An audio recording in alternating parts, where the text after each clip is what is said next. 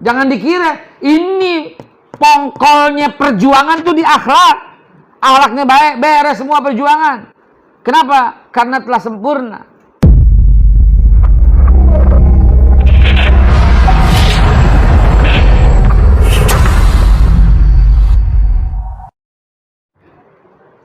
Kayaknya COVID nggak lewat sini kayaknya. Hah? Nggak lewat mari ya? Nggak lewat sini kayaknya. Ini pada bader banget ya orang Betawi bilang ini, ya Allah. COVID, oh COVID, kopi hitam.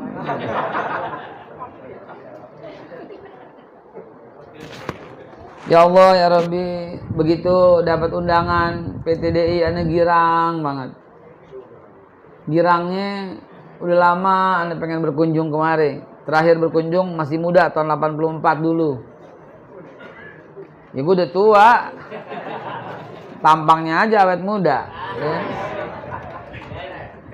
Terakhir tuh itu keliling tuh waktu itu habis kejadian. Lu tahu dah kejadian apa dah? Ya, masa kelam zaman dulu itu. Ya Allah ya Rabb, lama nggak kemari lagi, malang melintang ya, berangkat ke Australia, Malaysia, Palestina, sampai akhirnya alhamdulillah berjuang lagi bersama sahabat-sahabat di Indonesia. Saya mau ungkapkan rasa gembira saya dulu ini. Terima kasih yang sebesar-besarnya ini kepada guru-guru.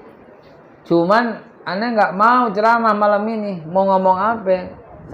Dua sambutan tadi itu udah cukup membakar semangat kita. Jadi saya kalau datang kemari mau silaturahim. Gimana ceritanya? Antum alam bi umur duniakum. Antum tuh lebih paham daripada dunianya. Kita, ya Allah, haya betul-betul. Ane malu betul-betul, malu. Malunya antum ini Masya Allah semuanya. Malu kita orang Jakarta Timur dengan orang Jakarta Utara. Malu kita. Jakarta Timur adanya pasar induk, buah-buahan aja gitu kan ya. Ya, la haula wala quwata illa billah. Tapi antum ini Masya Allah semuanya.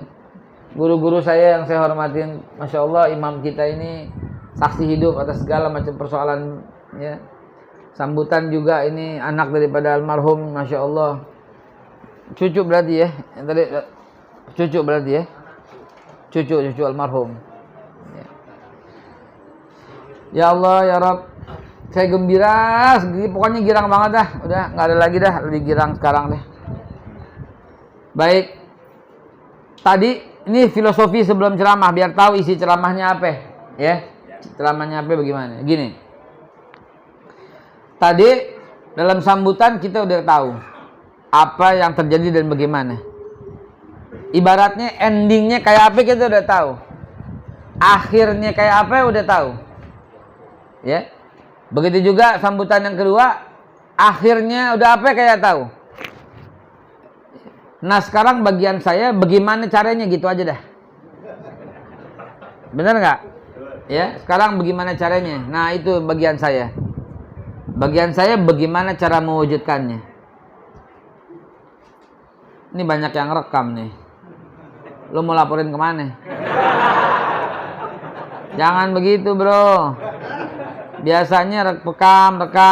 Begitu ada kata-kata yang pas, dipotong laporin. Nah, lagu lama loh. Kayak kaset kusut padanya. Jangan dong ya. Kita membina persatuan dan kesatuan ya. Gue yang bilang tar. Ntar sabar ya, ntar gue yang bilang lagi bagus, naik tensinya baru takbir. Belum apa-apa belum ini, gimana sih lu nggak sabar, tenang ya, belum mulai ya, kopinya belum diseduh, gimana ya Allah. Beneran nih ada kopi babe depan, seduh ngape? Air minum apa nih lokasi gue? Ya elah. Ini apa lagi ya Allah? Bikin haya umat Islam lu pada lu. Baik, bismillahirrahmanirrahim. Bukan buat diikutin, buat gua baca aja. Bismillah, walhamdulillah, wal khairu wasyarru bimasyiatillah. Bismillah, tahassamna billah, bismillah, tawakkalna billah. Bismillah, la hawla wa la quwata illa billah. Bismillah, rabbi Allah, hasbi Allah, tawakkaltu ala Allah, intasamtu billah, fawatu amri ila Allah. Bismillahi ma syaa Allah, la hawla wa la quwata illa billah. Bismillahilladzi la yadurru ma'asmi syai'un fil ardi wa la fis sama' wa huwas samiul alim. Bismillahi tawakkaltu ala Allah. Bismillahi assalamualaikum warahmatullahi wabarakatuh. Waalaikumsalam warahmatullahi wabarakatuh. Alhamdulillahi rabbil alamin. Nahmaduhu wa nasta'inuhu wa nastaghfiruh wa na'udzu billahi min sururi anfusina wa min sayyiati a'malina. Man yahdihillah fala mudhillalah wa man yudlilhu fala hadiyalah. Siapa yang dikasih petunjuk nih sama Allah gak bakal bisa disesatin. Dan kalau udah tersesat ini kagak ada yang bisa selamatin kecuali Allah itu sendiri. Asyhadu an la ilaha illallah wahdahu la syarikalah wa asyhadu anna Muhammadan abduhu wa rasuluh la nabiyya ba'dah. Allahumma shalli wa sallim ala sayyidina wa habibina wa syafi'ina wa maulana wa zurina wa qurratu ayuna Sayyiduna Muhammad wa ala alihi wa sahbihi wa azwajihi wa tabi'in wa tabi'i tabi'in wa man tabi'ahum bi ihsanin ila yaumiddin wa alaina ma'hum bi rahmatika ya Allah ya arhamar rahimin. Sayyidul Walid almarhum yang sudah mendahului kita, para yang hadir pernah di mari itu. Yang kemudian almarhum Bapak AM Fatwa, almarhum Bapak Muhammad Nasir, almarhum Bapak Muhammad Rum, almarhum Syafruddin Perwira Negara, almarhum Bapak AM Fatwa yang sekarang-sekarang ini semuanya. Insya Allah semuanya itu mendapatkan pahala berlipat dari kehadiran kita di mari. Insya Allah semangat-semangat mereka itu akan menjadi gairah dan girah tersendiri buat kita semua. Dengan menyebut namanya saja kita udah menambah semangat, betul? Kenapa? Karena mereka meninggalkan budi pekerti yang luar biasa. Lihatlah dari mulut mereka, tak pernah keluar cacian, tak pernah keluar makian, kecuali yang hak. Lihatlah mereka semua, walau sudah meninggal tapi serasa masih hidup di antara kita. Ini penting pelajaran awal nih sebelum saya mulai. Lihat, mereka udah meninggal. Saya teringat ketika masih kecil masih sempat mengaji dengan almarhum Buya Hamka. Buya Hamka menuturkan kalimat itu. Dalam sebuah pengajian Buya Hamka bertanya kepada seorang orang yang hadir, siapa di antara orang-orang yang masih hidup umur 100 tahun? Oh, udah banyak yang meninggal Buya. Masih ada, kata Buya. Siapa? Ada orang yang usianya sampai 200 tahun masih hidup. Loh, nggak mungkin Buya. Masih ada. Zaman dulu. Enggak, zaman sekarang. Ada juga yang sudah 300 tahun masih hidup. Orang-orang menyangka Buya lagi ngigo ini. Tapi tidak. Buya Hamka serius berbicaranya. Ada pula yang sampai 400 tahun masih hidup sampai sekarang. Orang semakin bingung. Tahu apa yang dimaksud Buya Hamka? Mereka lah yang masih sudah meninggal. Tapi bal ahya. Tapi masih tetap hidup. Kenapa? Karena kita masih terus menerus menyebut namanya. Tadi Al-Fagir menyebutkan nama semua orang-orang ini. Seolah-olah mereka masih hidup. Dan karena semangatnya itu sampai kepada kita. Tetap mereka mendapatkan pahalanya. Kama qala Rasulullah sallallahu alaihi wasallam, man dalla ala khairin falahu mithlu ajrin fa'ilihi. Siapa yang mempelopori kebaikan, dia mendapatkan pahala dari orang yang mengikutinya. Itu orang sudah meninggal tapi terus disebut-sebut. Itu rahasianya. Buya Hamka udah meninggal, kita terus sebut namanya. Kalau kita ulut ke belakang lagi, Masya Allah, Tuanku Imam Bonjol udah meninggal, kita sebut namanya. Siapa nama aslinya? Ahmad Syihab. Biar antum tahu siapa itu Habibana Habib Rizik Syihab. Itu Tuanku Imam Bonjol, itu namanya Ahmad Syihab. Kita sebut terus namanya. Di Ponorogo kita sebut. Lebih lama lagi kita sebut Imam Syafi'i, kita sebut. Apalagi Hamzah, Masya Allah. Apalagi Sayyidina Ali karamallahu wajhahu radhiyallahu anhu. Apalagi Umar bin Khattab, apalagi Rasulullah sallallahu alaihi wasallam. Enggak pernah lepas dari mulut kita, saudara. Tapi ada orang masih hidup, kita jijik sebut namanya. Ada nggak? Lu jangan senyum-senyum aja loh. Muncul di TV lagi. Kita geli sebut namanya. Ada? Nah ini dia saudara. Orang ini masih hidup tapi seolah-olah sudah mati di hati kita saudara. Maka akhirnya Buya Hamka menutup ceramahnya sangat indah. Ya, supaya kita bisa menjaga budi pekerti, supaya kita bisa menjaga akhlak, supaya kita bisa menjaga mulut, supaya kita bisa menjaga janji, supaya kita bisa menjaga amanah. Kenapa? Karena munafik itu nggak ada yang mau sebut namanya. Ayat munafik itu salah. Idza hadasa kadzaba wa idza wa'ada akhlafa wa idza tumina khana. Ini busuk, masih hidup aja udah busuk. Bagaimana matinya? Masih hidup busuk. Maka Buya Hamka menuliskan indah banget syairnya untuk mengingatkan kita. Pulau Pandan jauh di tengah, di balik pulau si angsa dua. Hancur badan di kandung tanah, budi nan baik dikenang jua. Itu yang mesti kita kedepankan saudara. Innama bu'itsu li utammima makarimal akhlak. Itu dia. Jangan dikira saudara. Dan sunnah ini dua nih. Ya. Ntar kita bahas akhlak kepada Allah kayak gimana untuk memenangkan pertarungan tanpa bertarung, memenangkan pertandingan tanpa bertanding, memenangkan perjuangan tanpa perjuangan. Bisa? Oh bisa. Semua peperangan zaman Rasulullah Sallallahu Alaihi Wasallam sebagian besar dikalahkan tanpa perjuangan yang berarti, kecuali cuma tangkis doang. Ntar filosofinya ntar di sini. Gue belum mulai ceramah, masih pembukaan. Belum mulai, sabar, tenang. Ya, saudara. Begitu tuh Nabi kita Muhammad sallallahu alaihi wasallam mengajarkan. Contoh lain, Sayyidina Umar bin Khattab ketika mau menumbangkan, bukan mau menumbangkan sebenarnya, mengambil kembali hak umat Islam.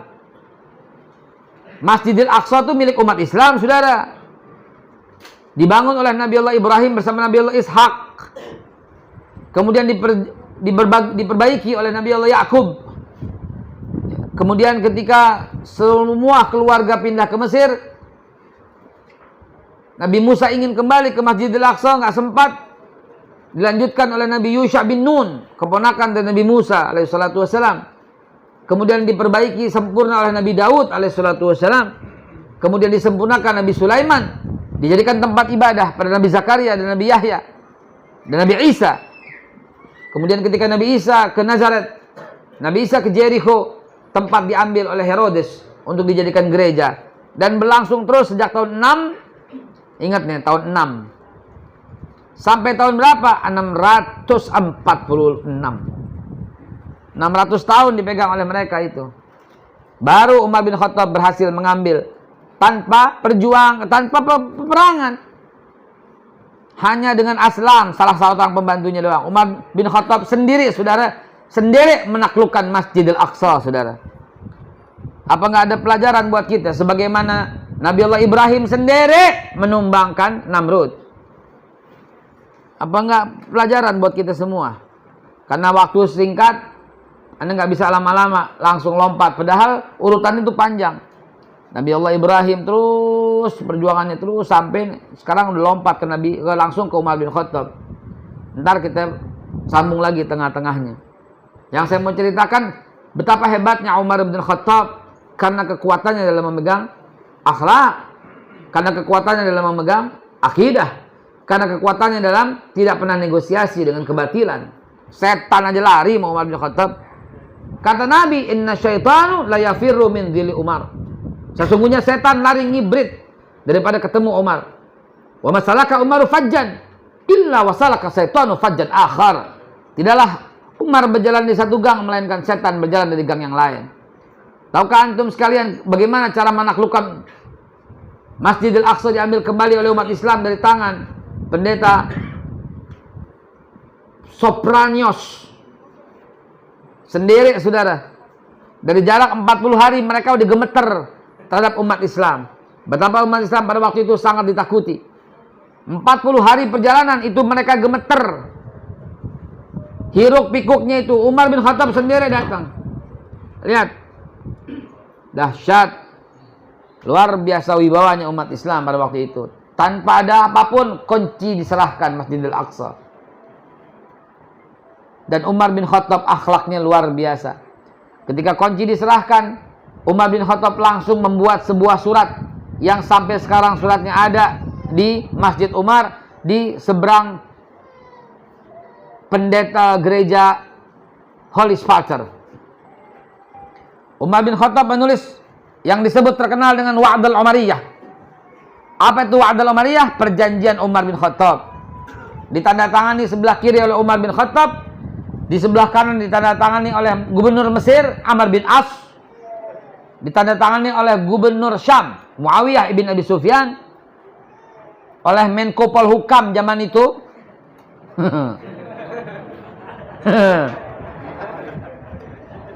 lo ketawa penuh arti lo, provokator semua di mari Ustaz. Sa'ad bin Abi Waqqas, ya, tanda tangani. Dan tanda tangani pula oleh kalau sekarang Menteri Keuangan lah begitu, ya, Abdurrahman bin Auf. Apa bunyinya? Perlindungan. Ini untuk antum pelajari dan ketahui ini. Perlindungan dari umat Islam kepada kaum Yahudi, sekaligus pendetanya, dan kaum Nasrani, sekaligus kaum rahibnya. Sekaligus dalam perjanjian tertulis untuk melindungi sinagoga-sinagoganya dan salib-salibnya. Yang saya mau sampaikan luar biasa umat Islam pada waktu itu. Sebagaimana diikuti pelajaran penting dari Rasulullah Sallallahu Alaihi Wasallam. Ini saya mau sampaikan sesuatu yang berbeda sedikit di hati antum, biar imbang. Yin yang itu biar imbang. Tahu nggak yin yang tuh? Hah? Yang apa yin gitu? Gue kalau minum kopi gue udah belabakan begini nih. Ya. Ya, biar imbang. Ada semangat, ada juga jiwa yang luhur dan pekerti yang agung. Itu ada pada Umar bin Khattab. Jangan sekali-kali antum mengingkari. Begitu juga ada pada masa zaman Nabi Muhammad sallallahu alaihi wasallam. Ketika beliau menjadi mayoritas dari minoritas. Awalnya Rasulullah diusir oleh penduduk Mekah sampai beliau hijrah ke Madinah.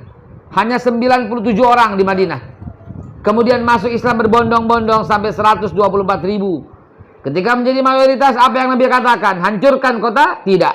Balas mereka? Tidak. Bakar mereka? Tidak. Hinakan mereka? Tidak. Usir mereka? Tidak. Tapi Rasulullah tinggal berbalik dari kudanya ketika tiba di kota Mekah sambil berkata, siapa yang mengganggu mereka sama dengan menggangguku. Shallu ala Nabi Muhammad. Biar semua tahu dan paham bahwa inilah Islam sejati. Islam sejati itu tegas, keras, dan sifatnya mengayomi dan melindungi.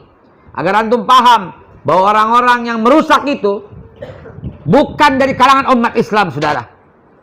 Yang membawa bom, yang menghancurkan sana sini, hati-hati. Bukan daripada ajaran Islam, saudara. Harus kita sampaikan ini dengan tegas. Kenapa? Karena Rasulullah contoh demikian. Ini belum kelar, masih panjang contoh-contoh demikian. Betapa Rasulullah melindungi. Merusak satu jiwa dalam Islam sama dengan merusak seluruh jiwa. Mengganggu satu jiwa dengan Islam sama dengan mengganggu seluruh jiwa. Membunuh satu jiwa dalam Islam tanpa hak sama dengan membunuh semua jiwa sedunia. Dan kebalikannya, menyelamatkan juga mendapatkan pahala yang sama, saudara. Itu sebabnya Nabi berkata, siapa yang mengganggu mereka sama dengan menggangguku. Itu ketika Islam berkuasa, saudara. Begitu juga zaman Umar bin Khattab tadi yang saya mau sampaikan, yang terputus, membuat Wa'dul Umariyah sehingga mereka semua tenang, damai, dan semuanya mengakui demikian tingginya ajaran Islam. Ternyata, saudara, ini paham sejarah ya, biar paham sejarah. Ternyata ketika Umar bin Khattab mulai tahun 646 memegang Masjidil Aqsa, kemudian sampai masa Utsman bin Affan sampai dengan tahun 657, kemudian sampai dikuasai oleh Ali bin Abi Thalib sampai tahun 671, kemudian sampai wafatnya mereka semua, lalu kemudian masuk Bani Umayyah mulai tahun 671 sampai tahun 750. Di tengah-tengah itu tiba-tiba mereka dendam. Mereka membunuh habis umat Islam yang ada di Palestina pada waktu itu pada tahun 1095 sampai 1099 dengan perang yang disebut perang salib yang dilakukan oleh pasukan salib yang disebut Crusaders. Saudara sekalian, ini biar paham sejarah. Apa yang terjadi ketika orang-orang yang demikian berkuasa. Tapi sekali lagi ini bukan ajaran daripada mereka, tapi ini adalah oknum-oknum yang tak bertanggung jawab dan dendam dan korban fitnah juga, korban hoaks juga yang disampaikan oleh seorang Richard yang katanya umat Islam membunuh habis. Ternyata tidak, terbakarlah isu ini saudara sampai menimbulkan korban 76.000 umat Islam dibantai di Palestina. Berapa lama pembantaiannya? Sampai 1187. Berapa lama itu? 90 tahun umat Islam berada dalam kecaman dan penghinaan yang luar biasa. Sampailah kembali kepada tahun 1187 oleh Sultan Salahuddin Al-Ayyubi. Sultan Salahuddin Al-Ayyubi membalas mereka semua? Tidak.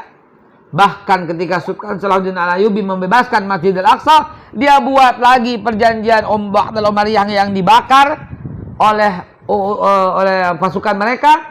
Dibuat lagi pembaharuan perjanjian itu oleh Sultan Salahuddin Al-Ayyubi yang disebut perjanjian Ramallah.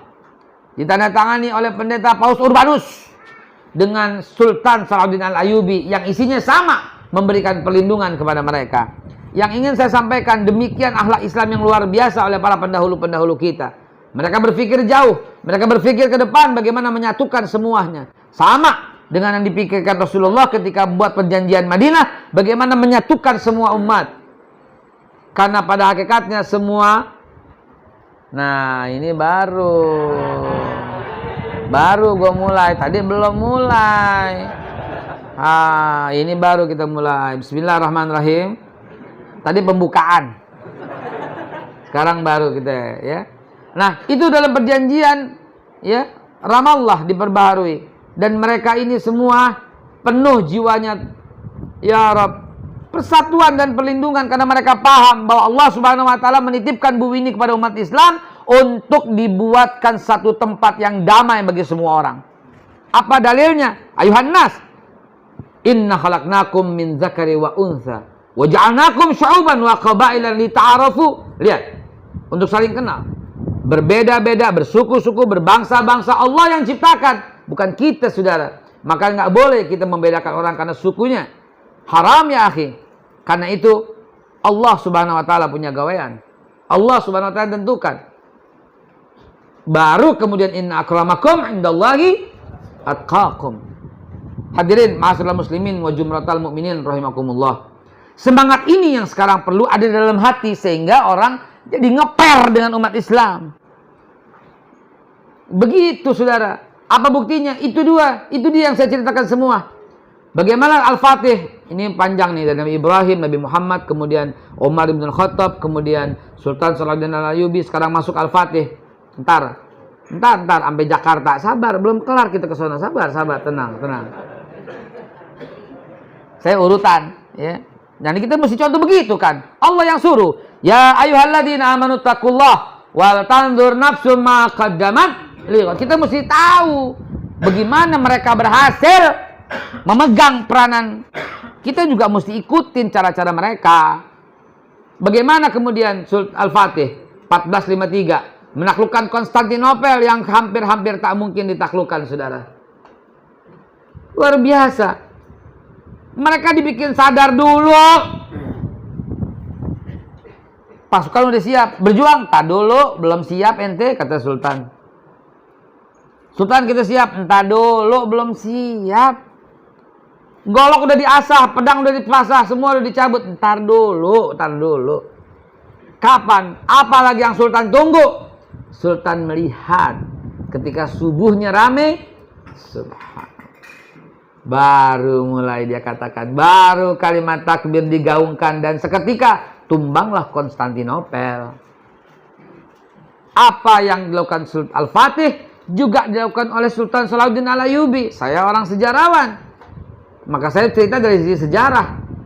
Emang langsung ujuk-ujuk Sultan Salahuddin Al-Ayyubi mengambil kembali Masjid Al-Aqsa? Enggak. Dia belok dulu ke Bani Fatimiyah. Kenapa? Karena di sana banyak sekali pemberontakan daripada Syiah. Dia sikat dulu pemberontakan di dalam itu. Beresin dulu. Baru. Yang dilakukan Al-Fatih meniru Sultan Salahuddin Al-Ayyubi. Yang dilakukan Sultan Salahuddin Al-Ayyubi meniru Umar bin Khattab ketika mau menaklukkan Heraklius. Tak bisa tumbang sedikit pun Heraklius. Tak bisa terganggu. Karena pasukannya sudah mencapai 2 juta orang. Sementara umat Islam baru 400-an ribu orang itu total. Dan yang bertempur hanya sekitar 40-an ribu orang. Melawan 2 juta orang. Dari mana logikanya? Tak bisa sedikit pun, tercoel pun tidak. Apa yang terjadi? Umar bin Khattab mengumpulkan para pasukannya. Dan bertanya, kenapa ini kita kalah? Kenapa kita nggak berhasil? Ternyata mereka banyak yang sudah meninggalkan sunnah Nabi, saudara. Abdurrahman bin Auf bertanya, siapakah di antara antum yang masih memegang siwak? Ternyata hanya sebagian orang saja. Umar bin Khattab marah bukan kepalang. Bagaimana umat Islam bisa memenangkan pertarungan ini? Bagaimana umat Islam bisa memenangkan pertempuran ini kalau sunnah sudah mulai ditinggalkan? Omong kosong, saudara. Nggak akan pernah bisa umat Islam bergerak. Kenapa? Karena sunnah masih ditinggalkan. Sekarang saya mau tanya antum semua, tolong angkat tangan di ruangan ini. Siapa yang masih pegang siwak?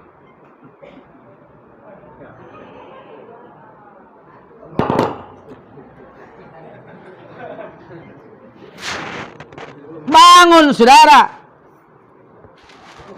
Nih, gara-gara siwak mati nih.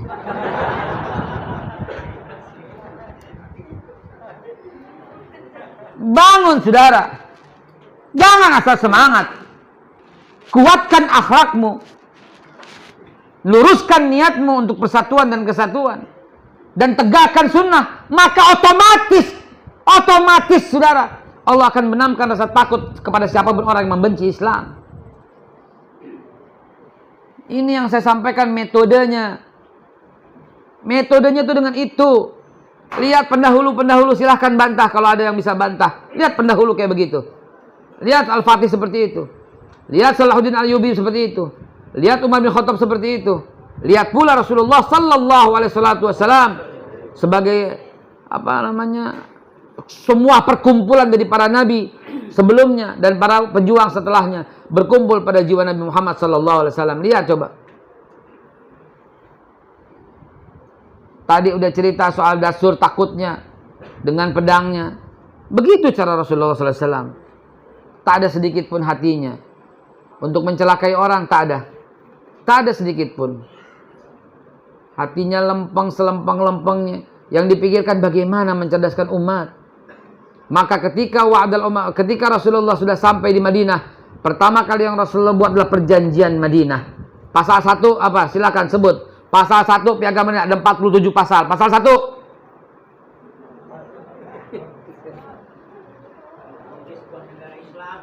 Pasal 1. Browsing deh, Google deh. Coba lihat. Pasal 2, pasal 3, 4, 5, 6, 7, 8, 9, ayo. Bagaimana ceritanya, saudara? Nah, ini dia yang saya minta. Kalau besok subuh jemaahnya cuma 2 baris, 3 baris, mimpi kita mendapatkan kemenangan, saudara. Sekarang siwak pun gak kita pakai. Bagaimana ceritanya? Jangan dikira, jangan dilemahkan ini. Ini syiar supaya kita bisa tampil kemenangan itu. Bagaimana kalau kita masih gemar menyebar hoaks, ikut menyebarkan berita bohong di handphone? Bagaimana? Kita nggak tahu itu berita benar apa salah, tapi kita sebarkan terus. Ini bagian daripada bohong, saudara. Kalau antum nggak tahu itu benar atau salah, mendingan buang. Karena persatuan bisa pecah gara-gara hoax. Bagaimana coba kita kurang menjalankan adab-adab seperti ini, saudara?